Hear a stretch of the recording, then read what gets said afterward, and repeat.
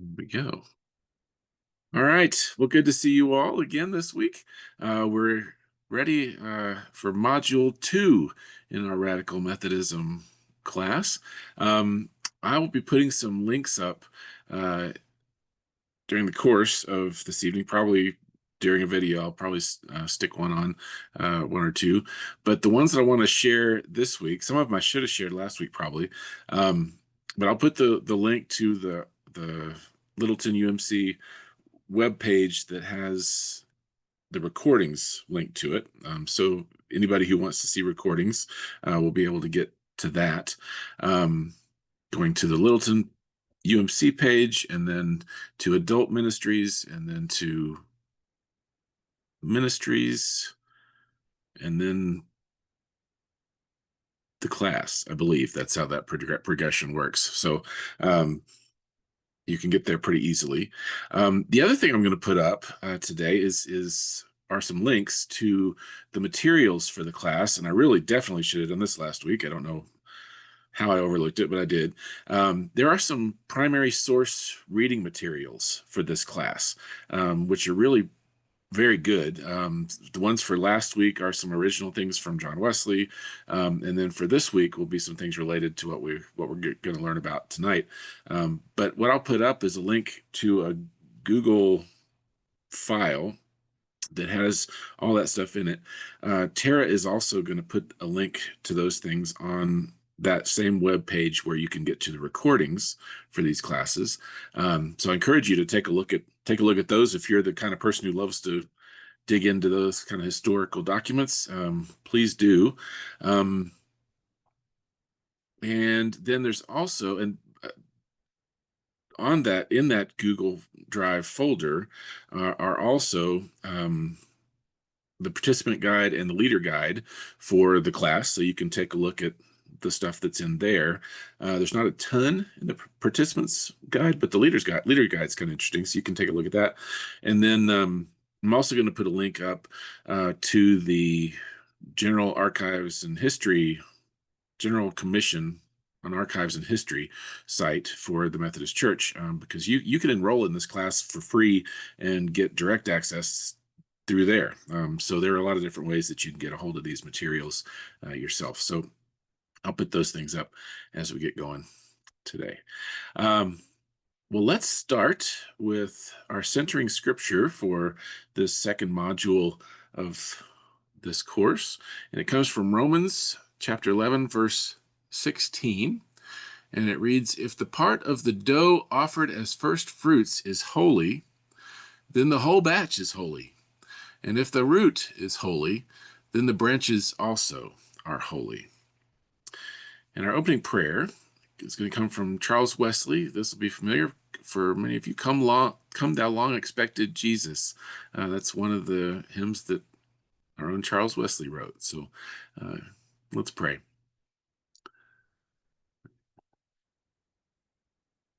Come thou long expected Jesus, born to set thy people free. From our fears and sins release us. Let us find our rest in thee. Israel's strength and consolation, hope of all the earth thou art, dear desire of every nation, joy of every longing heart. Born thy people to deliver, born a child and yet a king, born to reign in us forever, now thy gracious kingdom bring. By thine own eternal spirit, rule in all our hearts alone. By thine all-sufficient merit, raise us to thy glorious throne. Amen. Okay. Well, let us jump right in to our first video this evening. And what we're going to start doing this week is getting into the transition from Wesley and the early Methodists in Britain over to the colonies, and what that started to look like as the movement began to expand across the pond. So let's get this hooked up, hit the right boxes. There we are.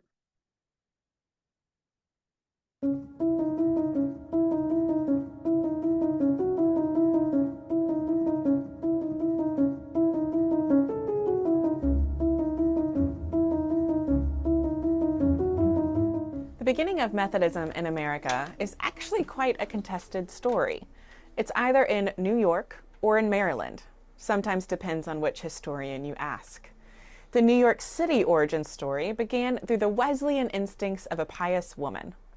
Barbara Heck immigrated to New York City in the 1760s with her cousin Philip Embury. Philip had been a Methodist preacher in Ireland licensed by Wesley. But upon his arrival in New York City in 1760, he left his preaching days behind and reclaimed his carpentry days. This was all fine and dandy until one night in 1766, Barbara entered the parlor of their home and found Philip and a group of men doing the unthinkable. They were playing cards. And Barbara couldn't stand it and was finally fed up with the lack of piety of her family in this new world. She gathered the cards in her apron and threw them in the fire and looked at Philip and said, "We are starting a Methodist class meeting here and now." And thus the first Methodist class meeting begins, because a woman was reminded of the calling of Methodists to make the world around them a better place, to focus on the love of God and not on the trivial entertainments of this world. The class meeting began in their home. It included their family, servants, and neighbors. But soon they needed more space, and they rented a rigging loft around the corner. Within 1 year, they built John Street Methodist Church. Now, down in Maryland, origins of Methodism are a bit different. Robert Strawbridge and his wife Elizabeth also immigrated from Ireland, and Robert was also a Methodist minister serving there. Around 1760, he began preaching in local farms throughout Maryland and began establishing class meetings throughout the rural spaces. They began worship services out of their family home and called this gathering of persons the Methodist class. Soon, Andrew Paulson, a frequent of Strawbridge's classes, formed his own class meetings, and the movement began to spread from there on. Strawbridge is credited with establishing Methodist classes in New Jersey, Washington, D.C., Virginia, and Pennsylvania.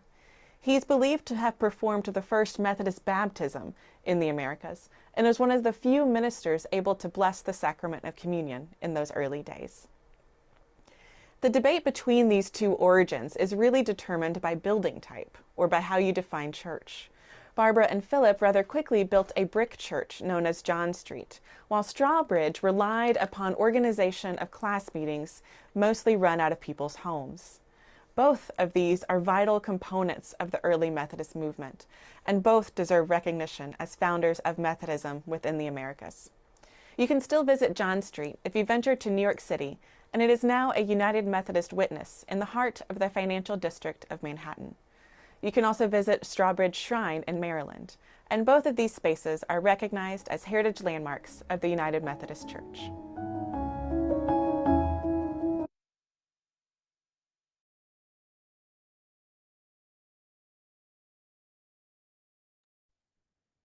All right.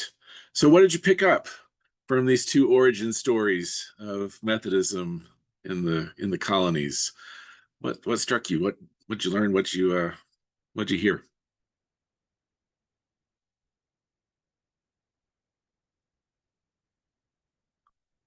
Both of them relied in the beginning on class meetings, small groups, and the Sturbridge maintained that for a long time without a church as a building and a separate entity. And that was a hallmark of Methodism from the very start. Yeah, and the Strawbridges actually sounds like they actually did it, willingly. The other one, Barbara Heck, imposed it on her house, right? That was great. What else did you hear? Yeah, that's important, Bob. You can't slack and play cards. You have to have your quiet times and your Bible study.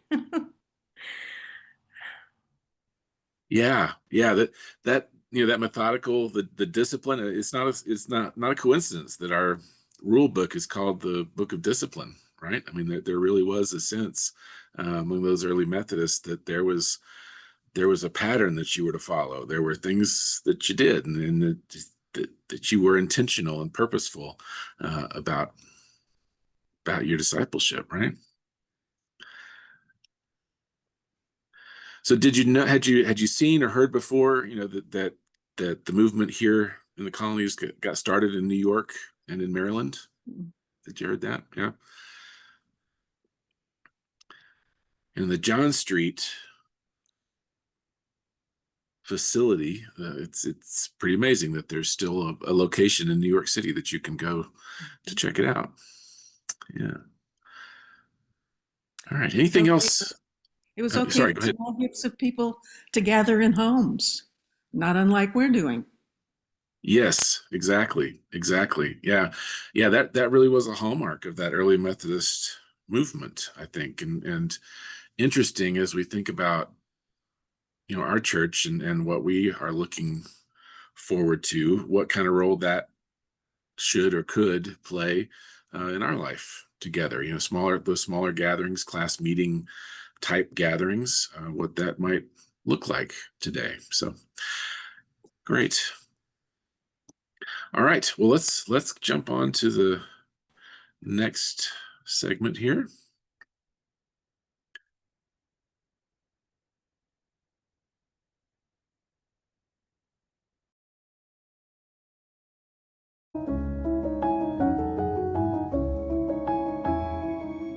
Francis Asbury was one of the preachers in Wesley's England, and he came to the American colonies, in 1771 at the age of 23. He was given the enormous task of organizing the disparate classes that had been begun by persons like Philip Embury, Barbara Heck, Robert Strawbridge, and other early circuit riders. In the middle of this massive quest, the American Revolution forces Asbury into hiding. After the Revolution, and with the formation of the United States, John Wesley finally blessed the separation of Methodists in America to become the Methodist Episcopal Church. It officially began in 1784 at the Christmas Conference in Baltimore, Maryland. As General Superintendent, a title which Asbury would later change to Bishop, Bishop Asbury spent his life traveling the entire United States, seeking to organize, inspire, and connect Methodists. In his 32 years serving as bishop, he traveled over 250,000 miles on horseback, gave over 10,000 sermons, and ordained hundreds of preachers. He is primarily responsible for the massive growth of early Methodism, from about 1,000 people in 1773 to 57,000 by 1790 to over 170,000 by 1810. He set the movement up for its rapid growth all the way out to the west and into Alaska. Beyond Bishop Asbury, how did the Methodist movement grow in the New World in the colonies? It was through John Wesley's system of circuit riders partnered with lay preachers. Everywhere a circuit riding preacher would travel, they would preach and they would set up communities. Lay speakers and organizers would develop societies that would be the community after them. So as the circuit would grow, preachers going from town to town into the frontier, everywhere from New England down the eastern seaboard of the Americas and into the western states, circuit riders combined with lay organizers, Methodism grew. Many of its early class meetings and camp meetings were multiracial and included Black and female exhorters and preachers, and were expressive, enthusiastic religious experience. They centered singing, dancing, and testimony. They led to massive conversions and the establishment of countless class meetings throughout the rural and frontier areas. These class meetings then kept persons accountable to the Methodist faith as love acted out.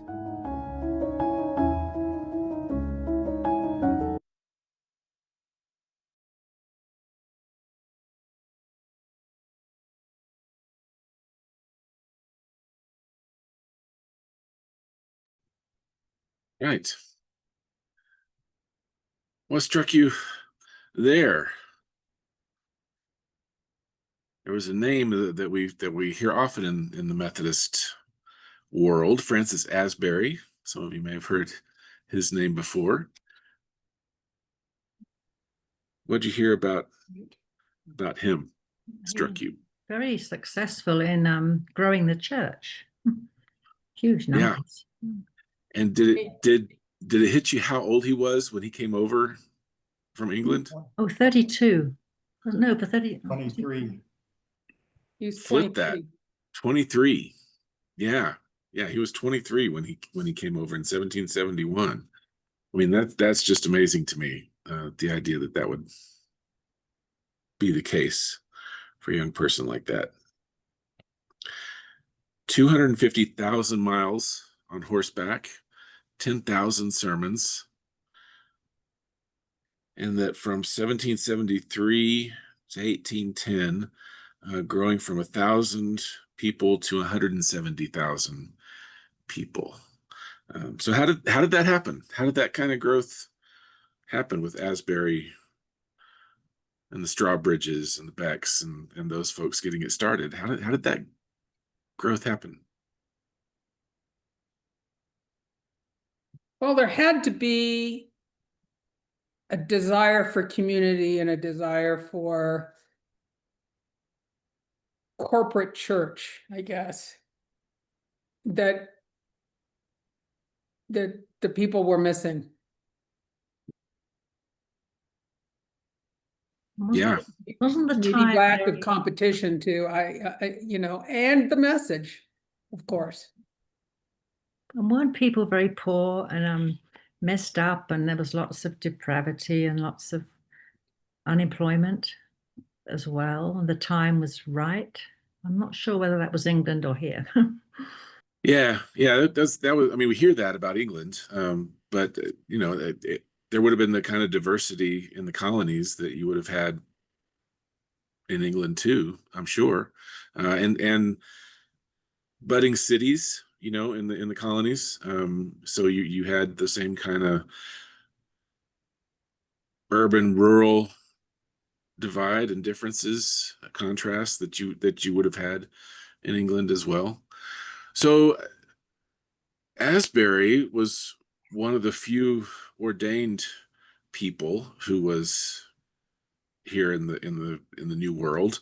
Was it ordained people that spread the Methodist movement at that time? What did she say about, or what did the two of them say about who it was that were the real engine behind the growth of the movement? The circuit riders. Lay speakers. Yeah, both of those, circuit riders and lay preachers, right, and let the lay organizers of those groups. Yeah, I mean, we always hear the stories about the circuit riders traveling around, you know, and then they had a circuit, so they would get to everywhere over time, but they weren't the ones who were initiating and sustaining these gatherings in individual communities. It was the lay people who did that, and I think that's one of those things that I think it's so important for us to learn and to learn from. Over time. Question.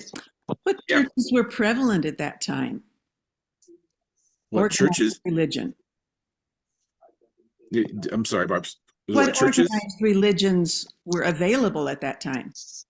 Great question. Now, some of you may be better historians than I am. Anybody have a ready answer for that? Because I can give my less than adequate answer if we don't have a. Okay, so the things we know are what you learn when you hear about the beginnings of the colonies, right? So you had, I mean, the Pilgrims and the Puritans were coming over looking for religious freedom. You had some of those states, those northeastern states that were kind of focused on particular expressions of Christianity. I can't remember William Penn's, you know, from Pennsylvania. Don't remember his particular flavor, but there were, you know, Harvard started from a, you know, particular religious bent. So there were several of those groups, but they were all groups that were looking for freedom from the limitations that they had in England, where the Church of England was dominant and supported, and everything else was rogue. So there were a number of different traditions that found their way over to the colonies, and you could Google it, I'm sure, see which particular ones were there. Again, that's not my strong suit. Very little Catholicism at that time. Right. No, yeah, they were not in the colonies. Right. No, maybe in the areas where the Spaniards were dominant at the time and in other parts of the continent. But yeah, exactly. Not a whole lot of Catholicism in the colonies. Penn Rita? was Penn was actually a Quaker. Quaker, just, thank you. That's what I was you looking know, for. Yeah. Yep. Thank you. All right. Yeah, I would encourage you to do everybody do a little digging into that. The lay preachers or lay speakers would have had success in that time. All of the areas were small areas and people would be known to each other. They would all know each other. So a lay speaker would be known by the people who wanted to join or who ended up joining his group, and as such would have more credibility than someone coming from somewhere else. Great point. It was also very much a model of the Jewish synagogue, with the local people getting together, and if there wasn't a traveling person around to speak to them, they had a Bible and they would meet and discuss it amongst themselves. And it's pretty close to the synagogue model. Yes. Yes, exactly. Yeah, I think that's one of the things that, it makes some clergy, it makes nervous. It doesn't make me nervous, but it makes some clergy nervous. The idea that you would just turn it over to the lay people and read it together and study together and to hold each other accountable and to keep things running in the weeks, or even months between the time when the circuit riders showed up. So Randy, yeah, that's exactly right. That's exactly right. And of course, they did more Bible study in their homes in that time. They didn't have libraries. They had a Bible and the Pilgrim's Progress. There you go. Yeah, exactly. They were kind of limited on what they could read. So yeah, exactly. That's why, when movies, from that depict that period or television series, excuse me, often the language is so different, but it's largely because they learned their English from the King James Bible. So that the language itself reflected where they drew from. Yeah. They Any didn't other have thoughts? television or movies to distract them. That's right. That's right. They didn't have those movies to worry about. Exactly. All right. Very good. Well, let's move on to the next one here.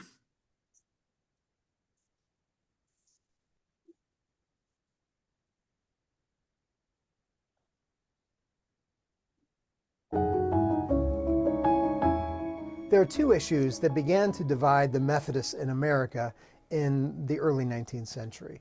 The first being bishops, and the second was slavery. The issue of bishops was one that came into criticism first by John Wesley himself. When Francis Asbury and Thomas Coke came to the Americas, John Wesley commissioned them as general superintendents. But at the first Christmas conference, they consecrated one another as bishops of the Methodist Episcopal Church. In a letter addressed to Francis Asbury, John Wesley challenged Asbury that he should not have taken on such a lofty title, instead should seek to lead the church with humble servant leadership. And Wesley says, "You can call me a fool, call me a knave, but let people never call me a bishop." Wesley wouldn't be the only one to criticize the power of bishops. In the early 1800s, it was other preachers who favored the ability to elect their own superintendents, who felt the bishops had too much power in appointing preachers where they would live, where they would preach, and where they would serve. The second dividing issue for the Methodist Episcopal Church was the institution of slavery.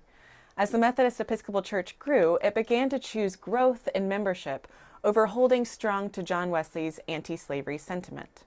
John Wesley had been ardently opposed to slavery, particularly the American chattel form, which he believed to be most abhorrent. His longest treatise against slavery was written in 1774, near the end of his life. In that document, titled Thoughts Upon Slavery, he depicted the practice as a cruel and inhumane institution. Going even further, his final letter, written just 6 days before he died, was addressed to the renowned British abolitionist William Wilberforce. In it, he wrote that slavery was the execrable villainy which is the scandal of religion, of England, and of human nature. When the Methodist Episcopal Church was initially formed in 1784, it maintained a strict policy against its society members owning slaves, requiring the excommunication of a slave owner, or at a minimum, the denial of sacraments. Francis Asbury had to figure out how to hold fast to these anti-slavery ideals of Methodism while Methodism was growing particularly quickly amongst the southern United States. His decision was a grave compromise to the Wesleyan witness in this world, as he chose to allow annual conferences to choose whether or not they would allow enslavers to remain Methodists in good standing. Other Methodists chose to hold true to Wesley and to continue to challenge the United States to be a beacon of true equity by arguing for the abolition of those enslaved.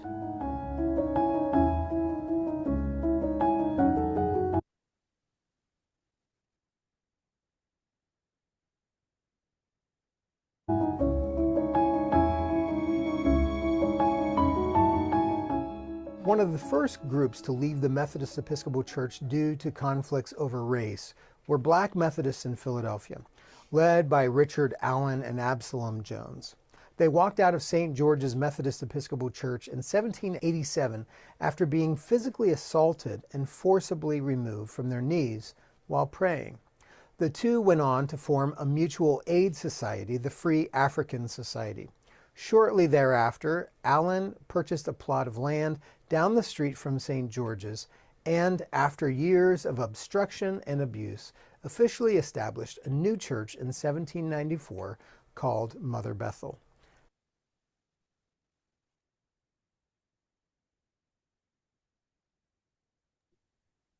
Right, I wasn't looking at the time closely enough. We'll pause that for a minute and talk about what we saw there. So what were the two issues that became divisive in that early Methodist Episcopal Church? Slavery and title, bishop, title of bishop. Yeah, slavery and the episcopacy. Yeah, yeah. So what was the deal with bishops? Why were they a problem?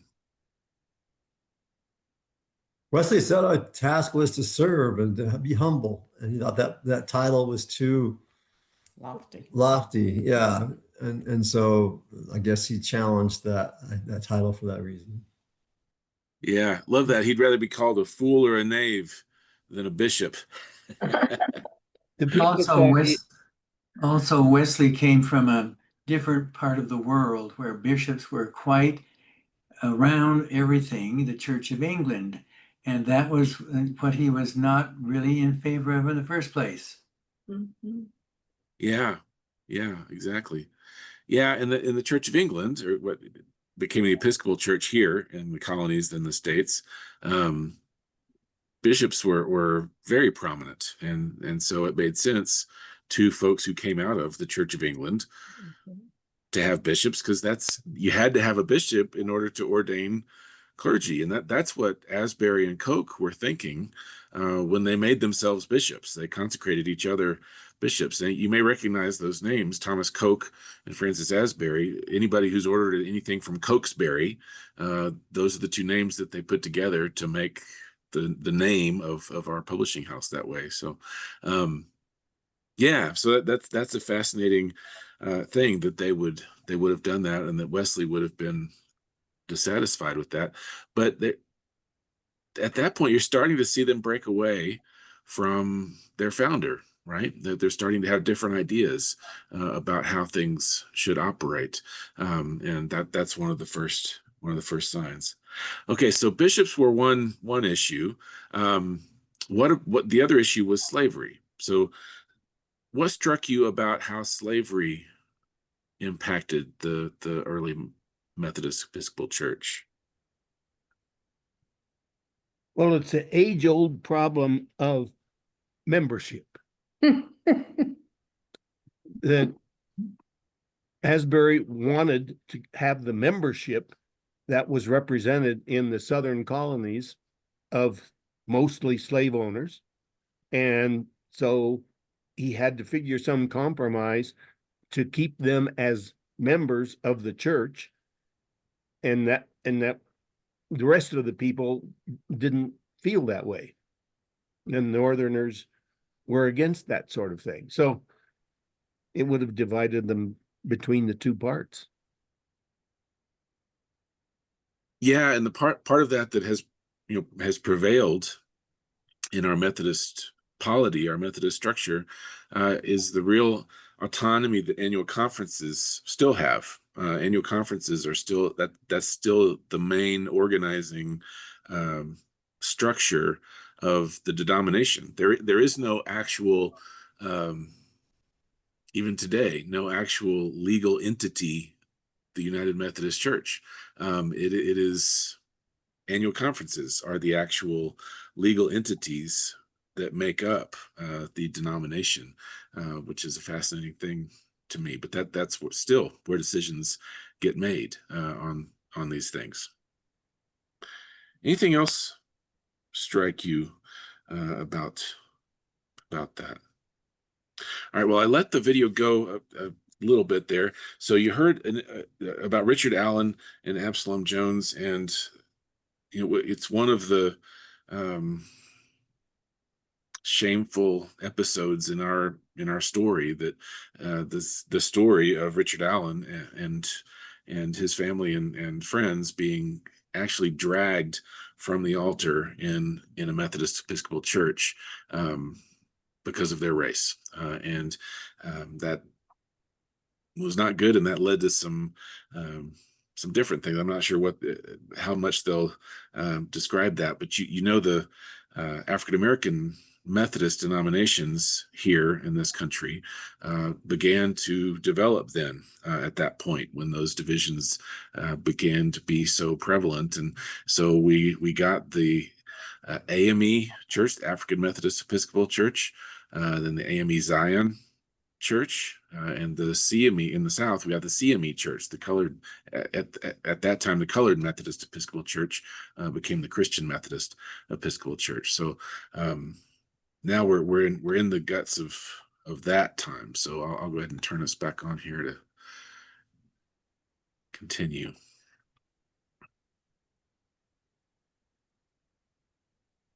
However, this physical segregation did not put an end to white supremacy in the MEC, and the congregation continued to suffer unrelenting acts of violence and white surveillance. Eventually, the Free African Society determined that disaffiliation from the MEC was the best way forward, and they went on to incorporate as a new denomination in 1816 under the name African Methodist Episcopal Church, or the AME. Richard Allen was called upon to serve as the denomination's first bishop and is remembered as one of America's most influential black leaders. The AME has continued into the present as a robust member of the Pan-Methodist Commission and celebrates full communion with the United Methodist Church. As the national conflict over slavery grew in the lead up to the American Civil War, many white abolitionists began to dissent over the Methodist Episcopal Church's weak position on the issue. Over the course of the 1830s, abolitionist Methodists, led by William Lloyd Garrison, tried once more to reclaim Wesley's stance against slavery. They began to call chattel slavery a social sin and called on Christians to repent, to free their slaves, and to work to dismantle the institution. Their calls for emancipation were met with equally charged and public defenses of slavery.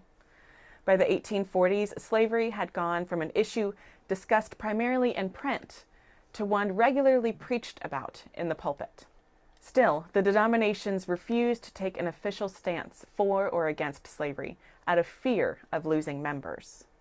Finally, reaching a breaking point, those who were staunchly abolitionist in sentiment determined to leave the denomination. In 1843, they formed the Wesleyan Methodist Connection of America, which continues this day as the Wesleyan Church. Up until this point, this was the largest white group to leave the Methodist Episcopal Church in its 60 years of existence. Those abolitionists who stayed within the Methodist Episcopal Church began to ramp up their efforts and took an even stronger stance against slavery, as the disaffiliation of the Wesleyan Methodists demonstrated the ramifications of remaining neutral. The Wesleyan Methodist departure in 1843 propelled abolitionist-leaning Methodists to take a stronger stance at the ensuing General Conference of 1844. Their passion and activism provoked an equally potent retaliation for Methodist defenders of the abominable practice. With tensions already high, slavery was a main point of this contention, and the atmosphere was charged to explode. It found its spark in Bishop James O. Andrew, who had recently inherited slaves. While the morality of slavery was certainly a central matter of division, the main topic on the debate floor of the General Conference that year revolved around more of a technical question of polity. On paper, both laity and clergy were forbidden to own slaves. If they did, they were required to emancipate them within 1 year of joining a Methodist society. However, more often than not, this tenet was rarely enforced throughout the South. Yet until the 1844 General Conference, the question had not yet pertained to a bishop. What would it mean for the denomination to maintain an enslaver as bishop? During the heated debate over Bishop Andrew's qualifications to remain bishop, one thing became quite clear. Whatever Bishop Andrew's fate, the denomination could no longer continue to be in ministry together. A committee of 9 was formed to assess the situation, and they proceeded to recommend that a second General Conference be held 2 years later in Louisville, Kentucky. The constituency of that conference was to be any annual conference or local church that defended slavery and wished to continue doing so. They were to join that General Conference in 1846, and it resulted in a separate new denomination, the Methodist Episcopal Church South. It is rumored that at the very moment when the vote was affirmed to establish another General Conference, the presiding bishop struck his gavel on a marble table, and it split into 2.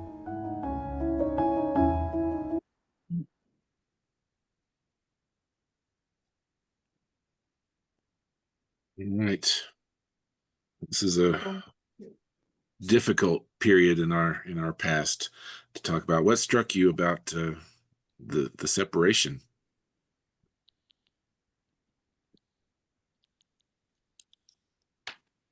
Can you hear me? I can, yeah. Okay. I can't see myself pictured. It's just the same thing with LGBTQ. It divided the congregation. We just saw the same thing happening all over again. We put our head in the sand and refused to deal with it. General conference after general conference. And finally, people were saying, we cannot be a church that does not accept people with different gender identity or orientation. It doesn't make sense. So it was all slavery all over again, just with a different population. Yeah, it's fascinating that what we've just gone through may give us a better perspective on what our forebears back in the 1840s were dealing with around slavery and race. That's a powerful connection to draw. The people in the church weren't the only people handling the same problems. That was all over the U.S. at that point in time. Yep. Yeah, I mean, we know that the Southern Baptist Convention was created out of the same period, and the desire to justify and rationalize slavery in their midst. I thought it was fascinating, and this is one of those things that doesn't stick in my memory, but to be reminded that in 1843, the church that is still around as the Wesleyan Church was the first split that we had, and that those were folks breaking away because they couldn't be in a denomination that was going to look the other way, and as Gene says, keep our head in the sand around this important issue. Yeah, lots of fear of losing members again. Fascinating how often that has come up already in the life of this young Methodist Episcopal Church. were you aware that we had our split between the Methodist Episcopal Church and the Methodist Episcopal Church South in 1844 and 46? Was that news? Yeah. Yeah, and fascinating too. I mean, that we as Methodists, that it was a technical issue that we chose to focus on, whether a bishop could actually remain a bishop and own slaves, became the touch point of that conversation, rather than could all of us participate in the chattel slavery economy and system. They focused on a technicality of a bishop. Interesting. Now, one thing I should have prepared better for, we actually here in Colorado have a lot of churches that came here as Methodist Church, Episcopal Church South congregations. We had, as in particular, the district that I just finished serving, there are a number of churches down in Beulah and down and south from there that were founded by MEC South pastor who came over from Georgia and founded those churches. So when you look on the cornerstones on many of our churches across our conference, you want to check and see if they were an MEC church or an MEC South church, because we have a number of them that were Methodist Episcopal Church South congregations during that time, as they were founded both before and most of them after, in the immediate aftermath and the couple of decades following the Civil War, when people traveled from the South over here to start churches. So I found that fascinating as I rode around and learned those churches and got to see where they came from. What was their origin? So, all right. Anything else strike you from what they were sharing there? Let me see. Go ahead. Okay, so one question that they give us is, how is white supremacy still integrated into the United Methodist Church? How do you see these matters of race still being prevalent for us?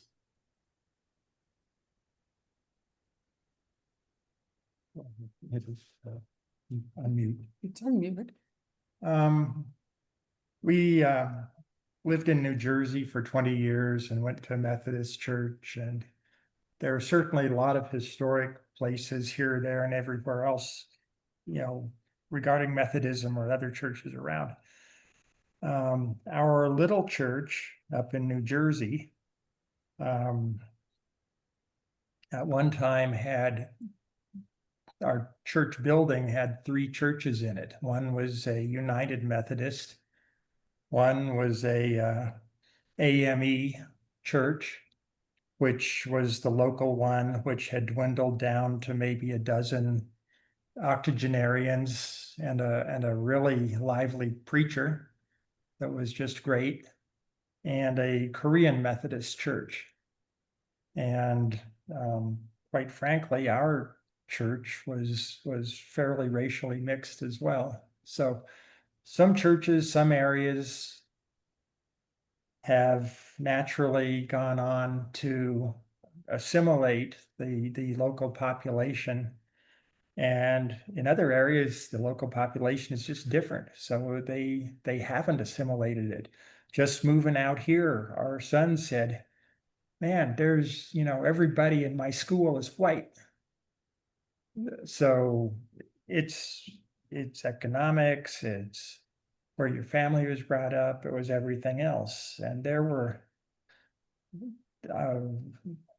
anyway, the Methodist vine is there's probably 30 different churches in it, maybe more, that split and come back together and combine. And there's certainly a Black branch over there. Different language. There's a German branch. There's several others. but Methodists tend to disagree a lot, and historically they do kind of drag their feet on any of these decisions and tend to break up at the time, and then I don't know, 50, 60, a couple generations later, they sometimes meld back in together. So, Yeah. We're United Methodists now. It's, Evangelical United Brethren and Methodist. So Yeah. that's where we are now here. Right. Yeah, and we will get to that particular joining in a couple weeks for sure. We have one other situation, and that is that the style of worship favored by various groups, especially the Negro versus the white, are quite different. And they feel more comfortable in an environment that worships in a style that they like and that they more appreciate. And so in many ways, they segregate themselves because of that. We are a church that has more segregation than we want, not because we segregate it, but because of natural tendencies of people in their association. Yeah, that's an interesting observation, Bob, and I think there's probably a mix of all that. We in our conference today, at least, we have two congregations that are historically African American United Methodist congregations, Scott here in Denver and Peoples down in Colorado Springs. And then there are a couple others here in the Denver area, Epworth, which is now a multiracial congregation. They have a Spanish-speaking, it's a multilingual worship service that they have. They translate back and forth, and then Park Hill, that's over in that part of Denver, that is an interracial congregation as well. But yeah, I think, Bob, it's tempting for us to talk about those divisions and separations as being just natural based on the different styles of worship, but those congregations were formed and came out of times when these were pre civil rights movement churches, and so at that time it was not a matter of how you worshiped. It was very much based on the race of the congregation and it being a safe place for African American folks who wanted to have a safe place to worship together with each other.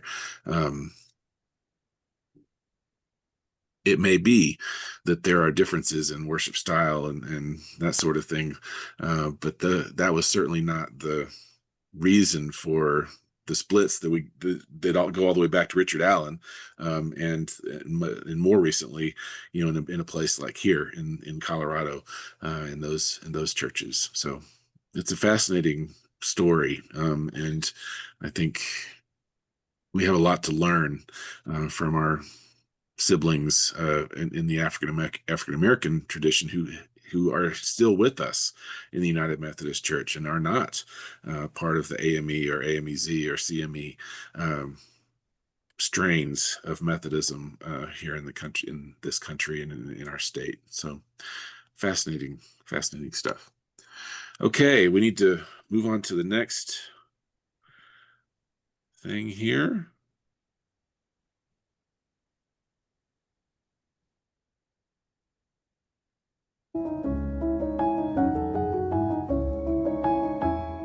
Harry Hoosier. Bishop Thomas Coke said of Harry Hoosier, "I really believe he is one of the best preachers in the world. There is such an amazing power attends his preaching, though he cannot read, and he is one of the humblest creatures I ever saw." Born enslaved around 1750 in North Carolina, he experienced Christian conversion and became Asbury's traveling companion. Soon he began to exhort after the sermon, urging the listeners to apply the preacher's words to their lives. Later, he was the principal speaker at services himself. He and Richard Allen were the two non-voting African American representatives at the 1784 Christmas Conference, which officially organized American Methodism. When Richard Allen led Black Methodists out of St. George's in Philadelphia, Harry Hoosier and a handful of other black members stayed. They endured the racism and harsh treatment of the white pastors. About 1 decade later, they formed their own congregation outside of white oversight. Known as Mother Zoar, this church birthed 6 other black congregations all around Philadelphia. Nathan Bangs was a radical Methodist during this time. He was a preacher, theologian, the second book editor, and a denominational leader who played a vital role in shaping the theology, organization, and outreach of American Methodism in the early 19th century. He was born on May 2nd, 1778, in Stratford, Connecticut, during a period of great social and political change within the Americas. He grew up Congregationalist, but underwent a profound spiritual transformation during his youth. At the age of 18, he experienced a life-altering conversion to Methodism, a moment that would set the course for his lifelong commitment to the Methodist movement. After his conversion, Nathan Bangs embarked on a career in Methodist itinerant ministry. His passionate sermons and commitment to the distinctive theologies of Methodism and its distinctive practices marked him as a rising star within the denomination. His most enduring contribution to American Methodism was his role as founder and editor of the Methodist magazine in 1818. Later called the Christian Advocate, this periodical became a significant platform for disseminating Methodist thought, theology, and practical guidance to its audience. As editor, Bangs not only provided insightful theological reflections, but also offered advice on church governance, stewardship, and spiritual growth. The magazine played a pivotal role in shaping the identity and beliefs of American Methodists and became the largest distributed periodical in the world under his leadership. Furthermore, Bangs recognized the need for an educated clergy and began the course of study, ensuring that Methodist preachers had basic understandings of Christian theology and Methodist identity. Today, Bangs is given credit for transforming Methodism from a movement into an institution.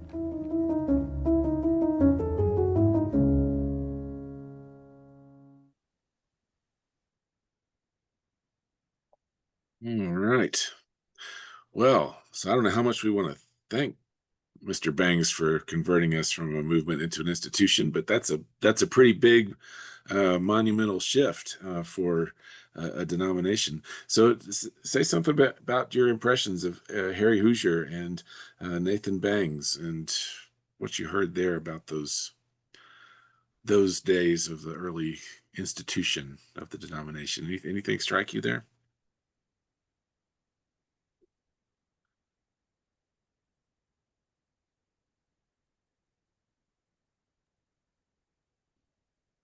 All right. So I'll say a little bit. Fascinating that Bangs, in particular, the Christian Advocate being the prominent publication, excuse me, that it became, and that he started the course of study. Now, I don't know how many of you are familiar with the course of study, but in our United Methodist system, you can, yeah, John knows a little bit. In our United Methodist system, you can be ordained, and to be ordained, you have to go to seminary. When she mentions the shift toward an educated clergy, that was a big shift for us. So to be ordained, you'd have to go to seminary, get a degree, and do all of that in order to be ordained. But we knew that not everybody could or should be ordained. And so the course of study was a way for what pastors to get a basic Christian and Methodist education. And so the course of study as we have it now is a series of courses, series of classes that when someone is licensed as a local pastor, they're required to complete this course of study over, if they're in full-time ministry, over the course of 8 years, and if they're in part-time, over the course of 12 years. But they're courses in Bible, in preaching, in the structure of the denomination, and theology, and a whole range of topics, history, and everything that are included in the ordination process for someone, but they're much shorter. So it'll be a 4 or 6 week stretch of courses every year that folks will take, and every quarter courses are offered. And so that was something, as a district superintendent, we were at the district level is where we kind of supervise and oversee all of the licensed local pastors and their process. So what do you think about that as having an educated clergy? I mean, we just talked about how having lay people in charge resulted in this movement that spread like wildfire across a continent. How do you feel about a shift to an educated clergy? Do you have an impression or a thought about that? Reverend Carr, Reverend Mary McDonald, I was in a Bible study with her, and she emphasized that every Methodist minister has had a lot of study, and that's what the training was. She said that, some of the new churches, so for example, Flatiron, she said, I bet they don't celebrate Easter and so she just was so adamant that Methodist ministers are grounded and educated because that's insisted upon in the training. And I was quite impressed by that. And I've noticed it. Yeah. Yeah. Well, there's definitely something good about having some accountability around what you're teaching and the kind of theology that we try to maintain a level of that. But I think it's interesting to me at this point in my career and at this point in our denomination and how we see our church going more broadly. It's been observed that the movement grew like crazy until two things happened, and these are, correlation and causation are that's a whole conversation you can have, but at least correlation between when Methodist clergy started settling down, and we didn't have the circuit rider model moving anymore, and Methodist clergy started getting educated, and we would pull them out of their local communities to educate them and then put them back in different communities. And we stopped growing after that happened, which is an interesting thing to maybe dig into. One last question before we call it for the evening. After becoming an independent connection, did Methodism hold true and fast to Wesley's value systems? Having heard what you've heard tonight about that shift into the colonies and the states, how closely do you think the Methodist connection on this side of the Atlantic held to Wesley's vision and his founding?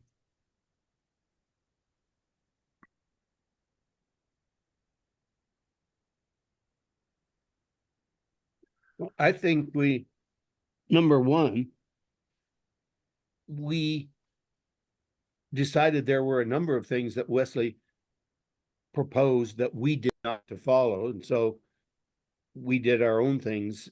And the slavery question is one, the idea of bishops is another, the reliance on the preachers as we grew, that idea of being trained was not one that Wesley would necessarily have felt you had to have, although I'm sure he had some training to become an Episcopal minister first before he was a Methodist minister. but Yeah. but the times themselves were changing and have changed and keep changing. So it's hard to know how much changed because the rest of society changed too. I mean, if you have people who are fairly isolated, then doing it among your friends and having to be there all the time, for all of these meetings and so forth is one thing. And then as life gets more complicated, I mean, and that's changed multiple times over the years now. So in terms of, whether people, I mean, the Industrial Revolution and wars and all kinds of things have happened to make life a little different. Living in bigger cities and so forth. So Yeah. Yeah, context is so important, isn't it? I mean, I think what we just touched on there at the end with Bangs, my sense is that, some of the biggest change, the biggest shift from Wesley's vision was a shift from movement toward being an institution. I think that's there were a lot of really great things about that, and there are great things about institutions. Becoming an institution allowed us to really solidify some of the things that Wesley did and with that early movement around healthcare and education and all the things that he leaned into. We've built countless hospitals, colleges, universities. I mean, the impact that we've had on the society because we became an institution and had the kind of structure and capacity that an institution has. I mean, it's had a tremendous impact. We Methodists have. Not just in our country, but around the world in that way, right? But there are things that we've lost that are foundational for us as a movement that we don't have anymore. I think the discussion tonight about the role of laity in the organizing and growth of the church. We've, as important as our laity are, we have disempowered you in many ways in the life of our church and our denomination. By saying, you haven't gone to school, you don't know that, you can't do these particular things in the life of the church. Well, there's some gatekeeping involved there that we have found important over the years, but the flip side of that has taken its toll on us as a church, and I think we've lost a ton, and that's a soapbox I can get on another time. So anybody have anything burning on your heart or mind that you would like to share with us before we call it an evening? It's been great again to be with you for this time.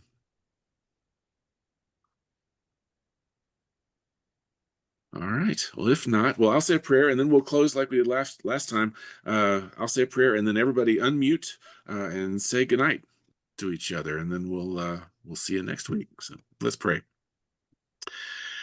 Oh, gracious God, we thank you for this time. We're so grateful for one another.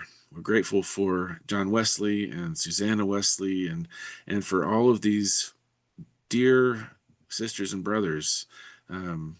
The Becks and the Strawbridges and Richard Allen and Harry Hoosier and Francis Asbury and all of these folks who have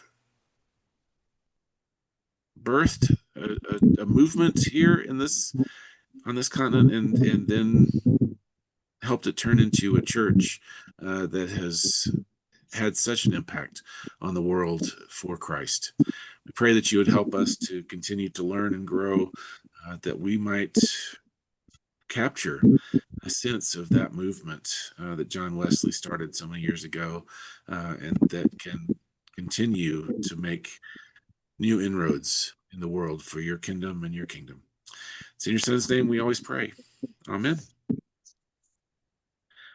Bye. Right. Thank you. Goodbye, all. Everybody. Bye. Good night. Good to see you.